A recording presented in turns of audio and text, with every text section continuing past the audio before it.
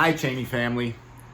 Today I'm going to show you a quick video of what it's like to run a Zoom session, record it, and then get it into your Google Classroom.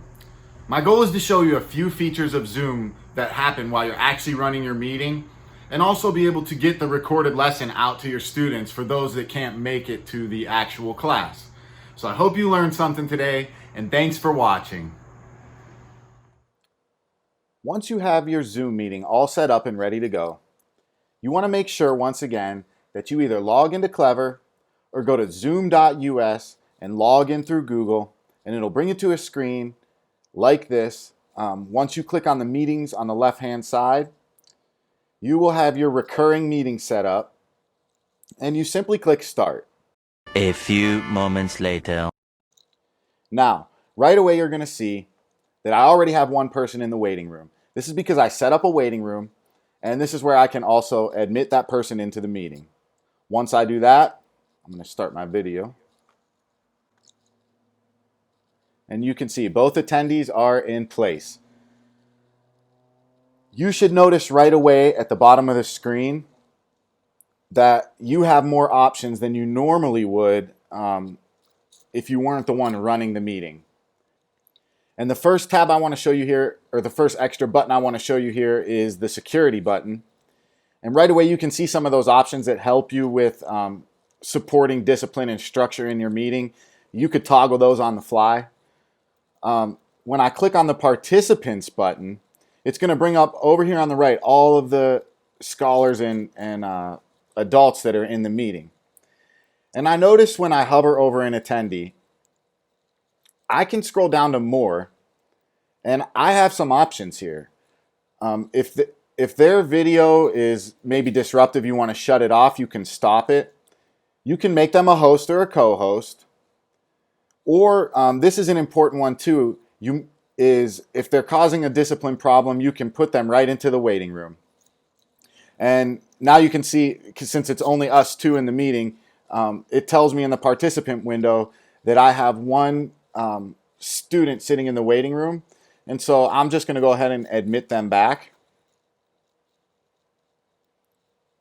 And we're all back together again.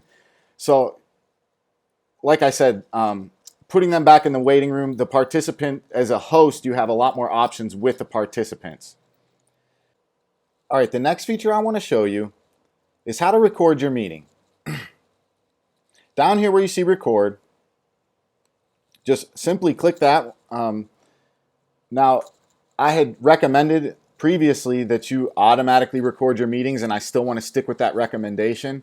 But if you haven't done that, you just click record. I will recommend, after looking further into this, to record to the cloud. You won't save any space on your computer, and they'll email you the file whenever you close the meeting.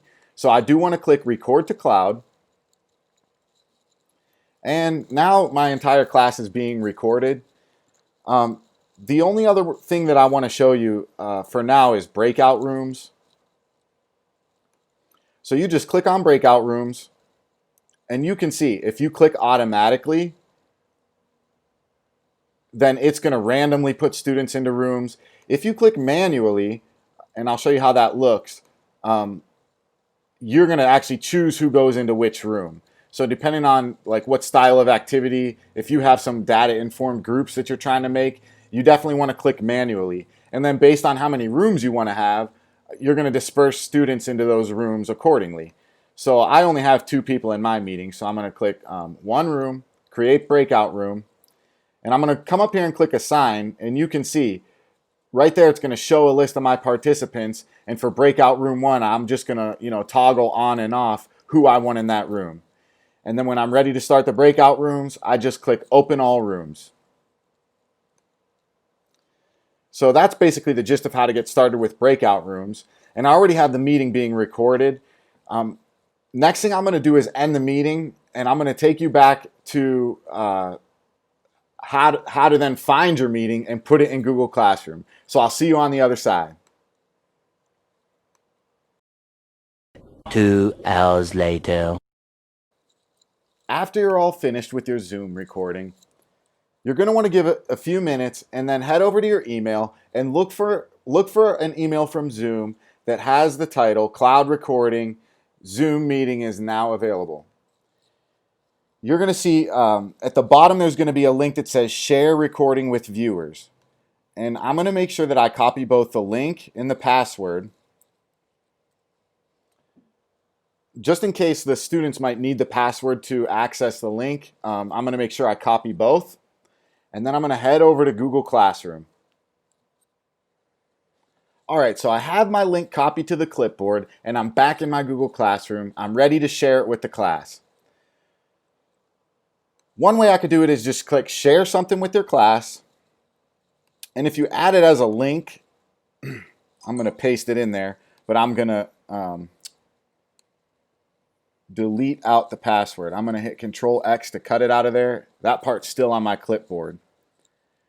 I hit add link, and you see that it's a clickable link for them. I'm going to paste here what the password is, and then I can click post, and all the information is there for my students to access. Once again, as a reminder, it would be great if you could also attach some sort of formative exit slip or assessment to go along with this. That's all I wanted to show you today. I hope you guys learned something. I thank you for following along. And just let me know if you guys want me to get into Zoom polling for my next video, and I'll gladly show you that. Thank you.